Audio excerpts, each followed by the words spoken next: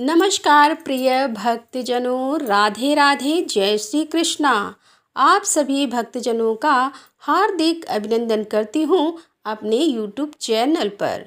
मित्रों, आज हम आपको सुनाने जा रहे हैं बृहस्पति देव की व्रत कथा। इस व्रत को करने से समस्त इच्छाएं पूर्ण होती हैं और बृहस्पति महाराज प्रसन्न होते हैं।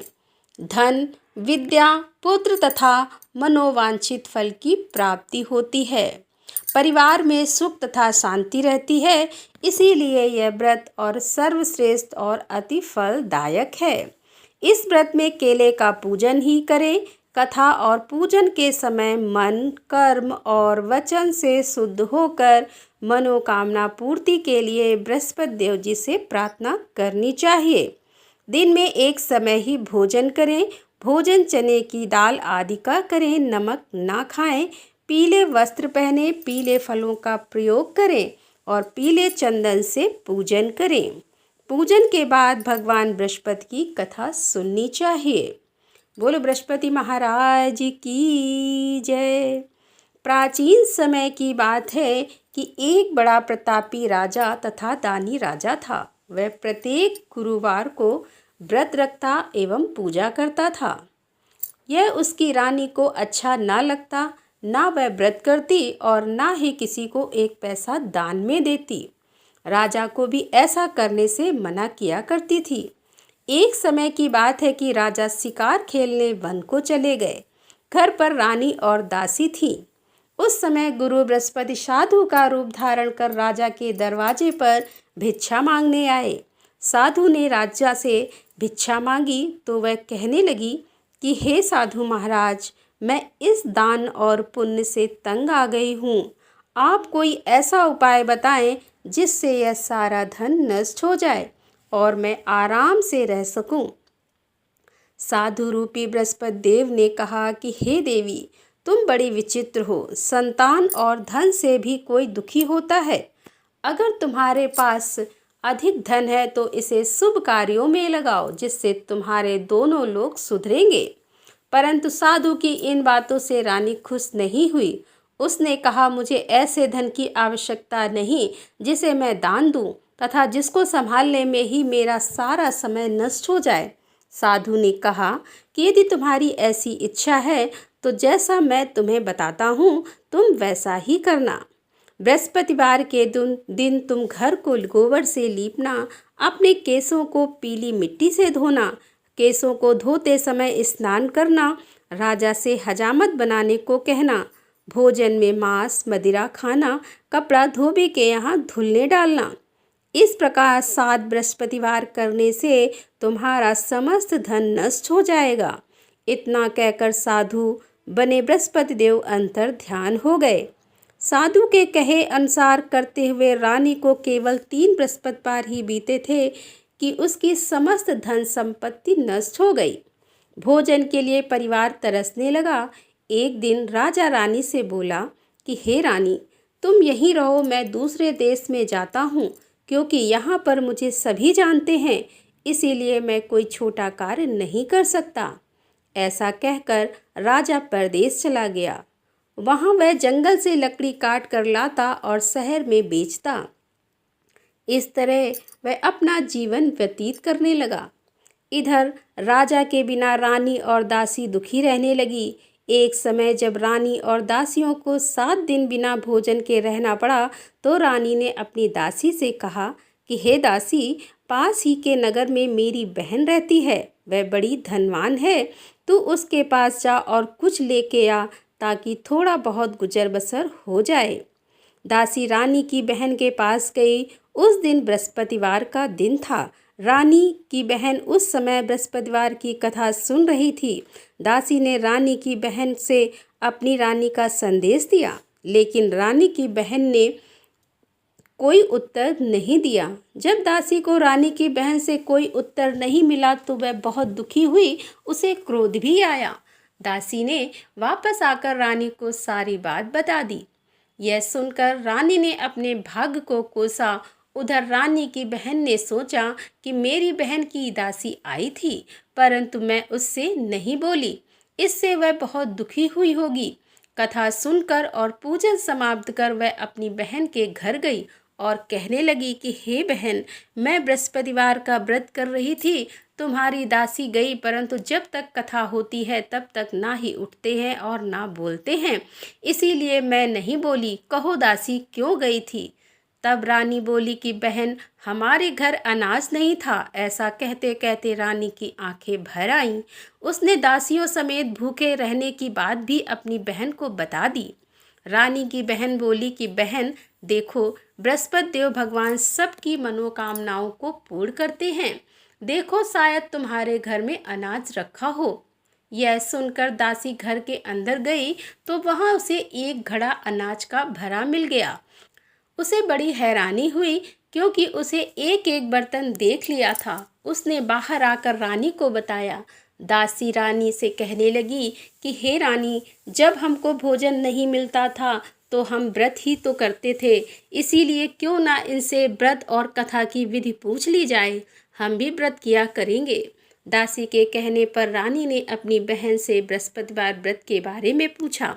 उसकी बहन ने बताया कि बृहस्पतिवार के व्रत में चने की दाल और मुनक्का से विष्णु भगवान के केले की जड़ में पूजन करें तथा दीपक जलाएं, पीला भोजन करें तथा कथा सुने। इससे गुरु भगवान प्रसन्न होते हैं, मनोकामना पूर्ण करते हैं। और व्रत और पूजन की विधि बताकर रानी की बहन अपने घर लौट आई। रानी और दासी दोनों ने निश्चय किया कि अब वह बृहस्पति भगवान का पूजन जरूर करेंगी। 7 रोज बाद जब बृहस्पतिवार आया तो उन्होंने व्रत रखा। घुड़साल में जाकर चना और गुड़ बीन लाई तथा उसकी दाल से केले की जड़ तथा विष्णु भगवान का पूजन किया। अब पीला भोजन कहाँ से आए? दोनों बड़ी दुखी हुई, परंतु उन्होंने व्रत किया था, इसीलिए बृहस्पति देव भगवान प्रसन्न थे। एक साधारण व्यक्ति के रूप में वे 2 थालों में सुंदर पीला भोजन लेकर आए और दासी को देकर बोले कि हे दासी, यह भोजन तुम्हारे लिए और तुम्हारी रानी के लिए है, इसे तुम दोनों ग्रहण करना। दासी भोजन पाकर बहुत प्रसन्न हुई। उसने रानी को सारी बात बताई। उसके बाद से वे प्रत्येक बृहस्पतिवार को गुरु भगवान का व्रत और पूजन करने लगी और बृहस्पति भगवान की कृपा से उनके पास धन हो गया। परंतु रानी फिर पहले की तरह आलस करने लगी। तब दासी बोली कि देखो रानी, तुम पहले भी इसी प्रकार आलस किया करती थी। तुम्हें धन के रखने में कष्ट होता था, इसी कारण सभी धन नष्ट हो गया। अब बड़ी मुसीबतों के बाद हमने यह धन पाया है, इसीलिए हमें दान पुण्य करना चाहिए। अब तुम भूखे मनुष्यों को भोजन कराओ, प्याऊ लगवाओ, ब्राह्मणों को दान दो, कुआं, तालाब, बावड़ी आदि का निर्माण कराओ, मंदिर, पाठशाला बनवाकर ज्ञान दान दो, कुंवारी कन्याओं का विवाह करवाओ, अर्थात धन को शुभ कार्यों में खर्च करो, जिससे तुम्हारे कुल का यश बढ़े तथा स्वर्ग को प्राप्त हो और पितर प्रसन्न हो। दासी की बात मानकर रानी शुभ कर्म करने लगी। उसका यश फैलने लगा। एक दिन रानी और दासी आपस में विचार करने लगी कि ना जाने राजा किस दशा में होंगे, उनकी कोई खोज खबर भी नहीं है। उन्होंने श्रद्धा पूर्वक गुरु बृहस्पति भगवान से प्रार्थना की कि राजा जहाँ कहीं भी हो उन्हें शीघ्र वापस आ जाएं। उधर राजा परदेश में बहुत दुखी रहने लगा। वह प्रतिदिन जंगल से लकड़ी बीन कर लाता और उसे शहर में बेचकर अपने दुखी जीवन को बड़ी कठिनता से व्यतीत करता। एक दिन दुखी हो अपनी पुरानी बातों को याद करके वह रोने लगा और उदास हो गया। उसी समय राजा के पास बृहस्पति देव साधु के भेष में आकर बोले कि हे लकड़हारे, तुम इस सुनसान जंगल में किस चिंता में बैठे हो, मुझे बतलाओ। यह सुन राजा के नेत्रों में जल भर आया। साधु की वंदना कर राजा ने अपनी संपूर्ण कहानी सुना दी। महात्मा दयालु होते हैं। वे राजा से बोले कि हे राजा, तुम्हारी पत्नी ने बृहस्पति देव के प्रति अपराध किया था, जिसके कारण तुम्हारी यह दशा हुई है। अब तुम चिंता मत करो, भगवान तुम्हें पहले से अधिक धन देंगे। देखो, तुम्हारी पत्नी ने बृहस्पतिवार का व्रत प्रारंभ कर दिया है। अब तुम भी बृहस्पतिवार का व्रत करके चने की दाल व गुड़ जल के लोटे में डालकर केले का पूजन करो। फिर कथा कहो या सुनो, भगवान तुम्हारी सभी मनोकामना पूर्ण करेंगे। साधु की बात सुनकर राजा बोला कि हे प्रभु, लकड़ी बेचकर तो इतना पैसा नहीं बचता जिससे भोजन के उपरांत कुछ बचा सकूं। मैंने रात्रि में अपनी रानी को व्याकुल देखा। मेरे पास कोई साधन नहीं है जिससे उसका समाचार जान सकूं। फिर मैं कौन सी कहानी कहूँ यह भी मुझको मालूम नहीं। साधु ने कहा कि हे राजा, मन में बृहस्पति भगवान के पूजन व्रत का निश्चय करो, वे स्वयं तुम्हारे लिए कोई राह बना देंगे। बृहस्पतिवार के दिन तुम रोजाना की तरह लकड़ियां लेकर शहर में जाना। तुम्हें रोज से दुगना धन मिलेगा जिससे तुम भली भांति भोजन कर लोगे तथा बृहस्पति देव की पूजा का सामान भी आ जाएगा। जो तुमने बृहस्पतिवार की कहानी के बारे में पूछा है वह इस प्रकार से है। प्राचीन काल में एक बहुत ही निर्धन ब्राह्मण था। उसके कोई संतान न थी। वह नित्य पूजा पाठ करता। उसकी स्त्री ना स्नान करती और ना किसी देवता का पूजन करती। इस कारण ब्राह्मण देवता बहुत दुखी रहते थे। भगवान की कृपा से ब्राह्मण के यहाँ एक कन्या उत्पन्न हुई। कन्या बड़ी होने लगी। प्रातः स्नान करके वह भगवान विष्णु का जप करती। बृहस्पतिवार का व्रत भी करने लगी। पूजा पाठ समाप्त कर पाठशाला जाती तो अपनी मुट्ठी में जौ भर के ले जाती और पाठशाला के मार्ग में डालती जाती। लौटते समय वही जौ स्वर्ण के हो जाते तो उनको बीन कर घर ले आती। एक दिन वह बालिका सूप में उन सोने के जौ को फटक कर साफ कर रही थी कि तभी उसकी माँ ने देख लिया और कहा कि हे बेटी, सोने के जौ को फटकने के लिए सोने का सूप भी तो होना चाहिए। दूसरे दिन गुरुवार था। कन्या ने व्रत रखा और बृहस्पति देव जी से सोने का सूप देने की प्रार्थना की। बृहस्पति देव ने उसकी प्रार्थना स्वीकार कर ली। रोजाना की तरह वह कन्या जौ फैलाती हुई पाठशाला चली गई। पाठशाला से लौटकर जब वह जौ बीन रही थी तो बृहस्पति देव की कृपा से उसे सोने का सूप मिला। उसे वह घर ले आई और उससे जौ साफ करने लगी, परंतु उसकी माँ का वही ढंग रहा। एक दिन की बात है कि कन्या सोने के सूप में जब जौ साफ कर रही थी तो उस समय उस नगर का राजकुमार वहाँ से निकला। कन्या के रूप और कार्य को देखकर वह उस पर मोहित हो गया और राजमहल आकर वह भोजन तथा जल त्याग कर उदास होकर लेट गया। राजा को जब राजकुमार द्वारा अन्न जल त्यागने का समाचार प्राप्त हुआ तो अपने मंत्रियों के साथ वह अपने पुत्र के पास गए और कारण पूछा। तब राजकुमार ने राजा को उस लड़की के घर का पता भी बता दिया। मंत्री उस लड़की के घर गए। मंत्री ने ब्राह्मण के समक्ष राजा की ओर से निवेदन किया कि कुछ ही दिन बाद ब्राह्मण की कन्या का विवाह राजकुमार के साथ संपन्न हो गया। कन्या के घर से जाते ही ब्राह्मण के घर में पहले की भांति गरीबी का निवास हो गया। एक दिन दुखी होकर ब्राह्मण अपनी पुत्री से मिलने गए। बेटी ने पिता की अवस्था को देख और अपनी माँ का हाल पूछा। ब्राह्मण ने सभी हाल कह सुनाया। कन्या ने बहुत सा धन देकर अपने पिता को विदा कर दिया, लेकिन कुछ दिन बाद फिर वही हाल हो गया। ब्राह्मण फिर अपनी कन्या के यहाँ गया और सभी हाल कहा। तब पुत्री बोली कि हे पिताजी, आप माताजी को यहाँ लिवा लाओ, मैं उन्हें यह विधि बता दूंगी जिससे गरीबी दूर हो जाए। ब्राह्मण देवता अपनी स्त्री को साथ लेकर अपनी पुत्री के पास राजमहल पहुँचे तो पुत्री अपनी माँ को समझाने लगी कि हे माँ, तुम प्रातःकाल स्नान आदि करके भगवान विष्णु का पूजन करो तो सब दरिद्रता दूर हो जाएगी। परंतु उसकी माँ ने उसकी एक भी बात नहीं मानी। वह प्रातःकाल उठकर अपनी पुत्री की बची जूठन को खा लेती थी। एक दिन उसकी पुत्री को बहुत गुस्सा आया। उसने अपनी माँ को एक कोठरी में बंद कर दिया। प्रातः उसे स्नान आदि करा के पूजा पाठ करवाया तो उसकी माँ की बुद्धि ठीक हो गई।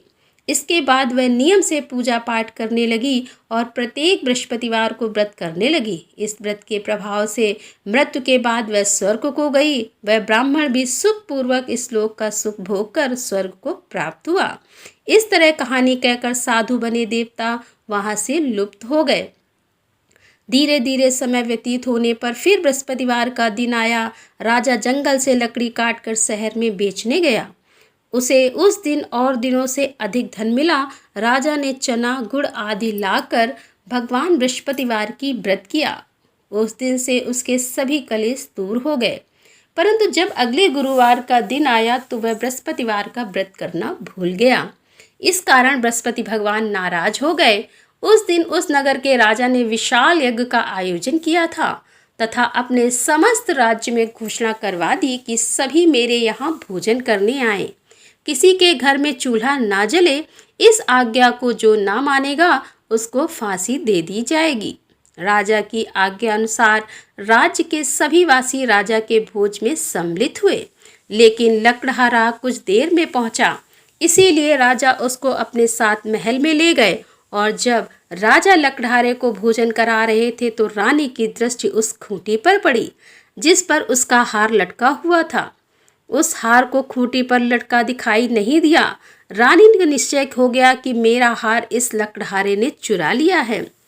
उसी समय सैनिक बुलाकर उसको जेल में डलवा दिया। लकड़हारा जेल में विचार करने लगा कि ना जाने कौन से पूर्व जन्म के कर्म से मुझे यह दुख प्राप्त हुआ है, और जंगल में मिले साधु को याद करने लगा। तत्काल बृहस्पति देव साधु के रूप में प्रकट हो गए और कहने लगे कि अरे मूर्ख, तूने बृहस्पति देवता की कथा नहीं की, उसी कारण तुझे यह दुख प्राप्त हुआ है। अब तुम चिंता मत करो, बृहस्पतिवार के दिन जेल खाने के दरवाजे पर तुझे 4 पैसे पड़े मिलेंगे, उनसे तू बृहस्पतिवार की पूजा करना तो मेरे सभी कष्ट दूर हो जाएंगे। अगले बृहस्पतिवार उसे जेल के द्वार पर 4 पैसे मिले। राजा ने पूजा का सामान मंगवाकर कथा कही और प्रसाद बांटा। उसी रात्रि में बृहस्पति देव ने उस नगर के राजा को स्वप्न में कहा कि हे राजा, तू जिसे जेल में बंद किया है उसे कल छोड़ देना, वह निर्दोष है। राजा प्रातःकाल उठा और खूंटी पर हार टंगा देखकर लकड़हारे को बुलाकर क्षमा मांगी तथा राजा के योग्य सुंदर वस्त्र आभूषण से भेंट कर उसे विदा किया। गुरुदेव की आज्ञा के अनुसार राजा अपने नगर को चल दिया। राजा जब नगर के निकट आया तो देखा कि आश्चर्य हुआ। नगर से पहले से अधिक बाग, तालाब और कुएं तथा बहुत सी धर्मशालाएं, मंदिर आदि बने हुए थे। राजा ने पूछा कि यह किसका बाग और धर्मशाला है। तब नगर के सब लोग कहने लगे कि यह सब रानी और दासी द्वारा बनवाए गए हैं।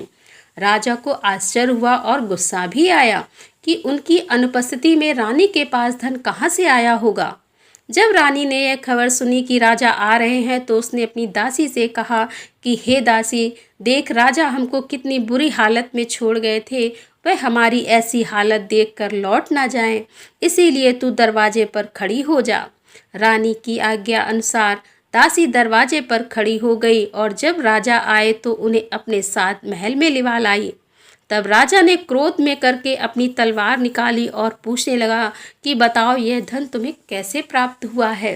तब रानी ने सारी कथा कह सुनाई। राजा ने निश्चय किया कि मैं रोजाना दिन में 3 बार कहानी कहा करूँगा और रोज व्रत किया करूँगा। अब हर समय राजा के दुपट्टे में चने की दाल बंधी रहती तथा दिन में 3 बार कथा कहता। एक रोज राजा ने विचार किया कि चलो अपनी बहन के यहाँ हो आऊँ। इस तरह का निश्चय कर राजा घोड़े पर सवार हो अपनी बहन के यहाँ चल दिया। मार्ग में उसने देखा कि कुछ आदमी एक मुर्दे को लिए जा रहे हैं। उन्हें रोककर राजा कहने लगा कि अरे भाइयों, मेरी बृहस्पतिवार की कथा सुन लो। वे बोले, लो हमारा तो आदमी मर गया है और इसको अपनी कथा की पड़ी है। परंतु कुछ आदमी बोले कि अच्छा कहो, हम तुम्हारी कथा भी सुनेंगे।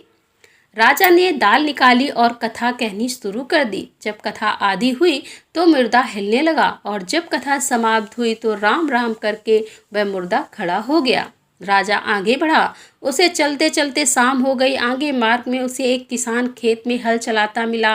राजा ने उससे कथा सुनने का आग्रह किया, लेकिन वह नहीं माना। राजा आगे चल पड़ा। राजा के हटते ही बैल पछाड़ खाकर गिर गए तथा किसान के पेट में बहुत जोरों से दर्द होने लगा। उसी समय किसान की माँ रोटी लेकर आई। उसने जब देखा तो अपने पुत्र से सब हाल पूछा। बेटे ने सभी हाल बता दिया। बुढ़िया दौड़ी दौड़ी उस घुड़सवार के पास पहुंची और उससे बोली कि मैं तेरी कथा सुनूंगी, तू अपनी कथा मेरे खेत पर ही चलकर कहना। राजा ने लौटकर बुढ़िया के खेत पर जाकर कथा कही, जिसके सुनते ही बैल खड़े हो गए तथा किसान के पेट का दर्द भी बंद हो गया। राजा अपनी बहन के घर पहुंच गया। बहन ने भाई की खूब मेहमानी की। दूसरे रोज प्रातःकाल राजा जागा तो वह देखने लगा कि सब लोग भोजन कर रहे हैं। राजा ने अपनी बहन से जब पूछा तो ऐसा कोई मनुष्य है जिसने भोजन नहीं किया है जो मेरी बृहस्पतिवार की कथा सुन ले। बहन बोली कि भैया, यह देश ऐसा ही है, यहाँ लोग पहले भोजन करते हैं और बाद में कोई अन्य काम करते हैं। फिर वह एक कुम्हार के घर गई जिसका लड़का बीमार था। उसे मालूम हुआ कि उसके यहाँ 3 दिन से किसी ने भोजन नहीं किया है। रानी ने अपने भाई की कथा सुनने के लिए कुम्हार से कहा। वह तैयार हो गया। राजा ने जाकर बृहस्पतिवार की कथा कही, जिससे सुनकर उसका लड़का ठीक हो गया। अब तो राजा की प्रशंसा होने लगी।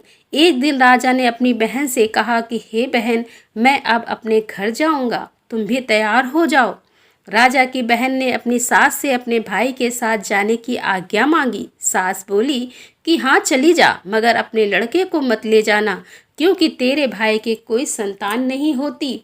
बहन ने अपने भाई से कहा कि भैया, मैं तो चलूंगी, मगर कोई बालक नहीं जाएगा। अपनी बहन को भी छोड़कर दुखी मन से राजा अपने नगर को लौट आया। राजा ने अपनी रानी से सारी कथा बताई और बिना भोजन किए वह सैया पर लेट गया। रानी बोली कि हे प्रभु, बृहस्पति देव ने हमें सब कुछ दिया है, वे हमें संतान भी अवश्य देंगे। उसी रात बृहस्पति देव ने राजा को स्वप्न में कहा कि हे राजा, उठ, सभी सोच त्याग दे, तेरी रानी गर्भवती है। राजा को यह जानकर बड़ी खुशी हुई। 9वें महीने में रानी के गर्भ से एक सुंदर पुत्र पैदा हुआ। तब राजा बोला कि हे रानी, स्त्री बिना भोजन के रह सकती है, परंतु बिना कहे नहीं रह सकती। जब मेरी बहन आए तो तुम उससे कुछ मत कहना। रानी ने हाँ कर दी। जब राजा की बहन ने यह शुभ समाचार सुना तो वह बहुत खुश हुई तथा बधाई लेकर अपने भाई के यहाँ आई। रानी ने तब उसे आने का उल्हाना दिया। जब भाई अपने साथ लेने गए तब तुम नहीं आई और आज अपने आप ही भागी भागी बिना बुलाए आ गई। तो राजा की बहन बोली, भाई, मैं इस प्रकार ना कहती तो तुम्हारे घर औलाद कैसे होती। बृहस्पति देव सभी कामनाएं पूर्ण करते हैं। जो सद्भावना पूर्वक बृहस्पतिवार का व्रत करता है एवं कथा को पढ़ता अथवा सुनता है और दूसरों को सुनाता है, बृहस्पति देव उसकी सभी मनोकामनाएं पूर्ण करते हैं और उनकी सदैव रक्षा करते हैं। जो संसार में सद्भावना से गुरुदेव का पूजन एवं व्रत सच्चे हृदय से करते हैं, उनकी सभी मनोकामनाएं वैसे ही पूर्ण होती है। जैसी सच्ची भावना से रानी और राजा ने बृहस्पति देव की कथा का गुणगान किया तो उनकी सभी इच्छाएं बृहस्पति देव जी ने पूर्ण की। अनजाने में भी बृहस्पति देव की उपेक्षा ना करें, ऐसा करने से सुख शांति नष्ट हो जाती है। इसीलिए सबको कथा सुनने के बाद प्रसाद लेकर जाना चाहिए, हृदय में उनका मनन करना चाहिए और दूसरों को भी सुनाना चाहिए।